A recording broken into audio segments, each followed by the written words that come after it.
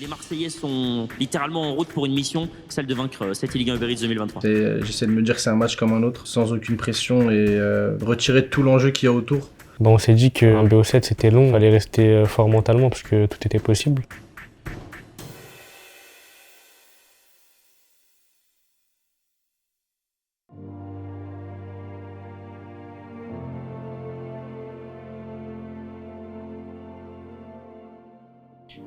La préparation pour la saison, on s'est beaucoup entraîné avec Diogo et Samy, notamment en 1v1, mais beaucoup en 2v2 aussi, parce qu'on sait que ça prend une grande partie dans la Ligue 1. Vu qu'on habite dans la même maison, c'était plus pratique. Et elle s'est préparée de la même façon, on avait pour objectif de tout gagner. Et je savais que si on partait directement avec la confiance, on allait directement être dans le top du championnat. Et c'est ce qui s'est passé directement en début de saison. Kylian Mbappé, on va essayer de terminer. C'est Marseillais, le contre-appel, on nettoie la défense. Ça reste ici la frappe croisée, arrêtée par Petrovic. Le but de Gag, le but de Gab. On accélère du côté de Leandro Peixoto avec Neymar dans la surface. Le classement final est tel quel. C'est l'Olympique de Marseille qui termine en tête avec 27 points devant le Paris Saint-Germain 25 points. Je pense que c'était attendu parce que ça s'est vu au résultat de la e-club au pré-qualif. On s'est qualifié au premier tour. C'était pour moi logique qu'on ait aussi peu de défaites après 8 journées.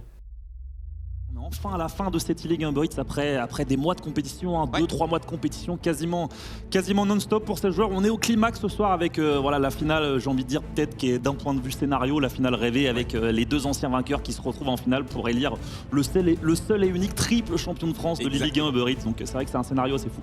Et du coup au final on croise Lorient, mon ancienne équipe et mon ancien coéquipier. Et voilà, on a préparé le match de la même façon. On savait qu'on avait des adversaires très forts en face. Peut-être une pression supplémentaire sur les deux frères parce que l'un avait à cœur de gagner son premier titre et l'autre d'enchaîner et de gagner son troisième titre de Ligue 1, mais aussi de faire gagner son frère.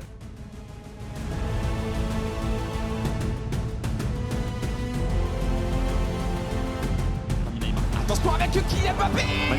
Et ce ballon qui va rebondir. Dan à l'entrée qui va trouver désormais Lionel Messi. La passe pour Ginola.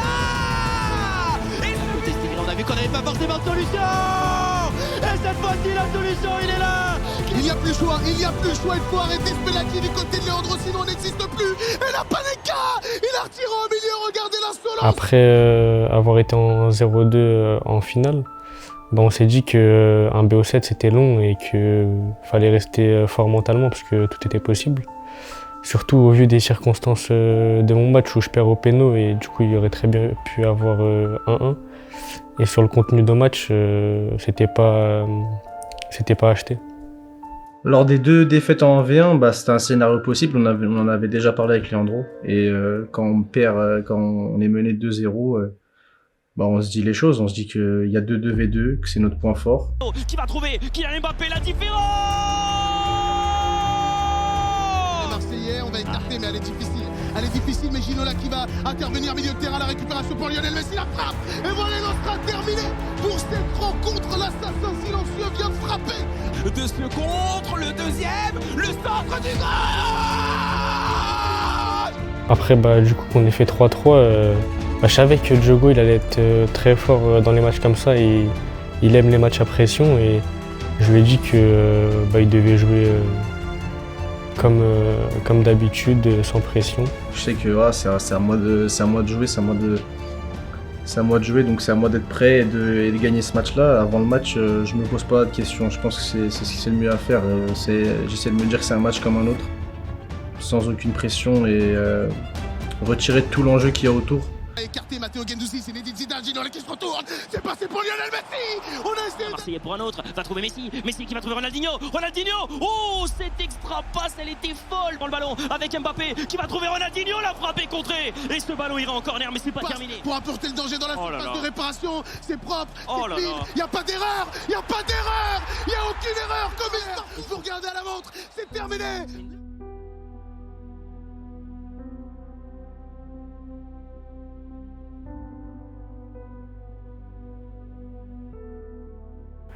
Et au final, il fait une très grosse rencontre.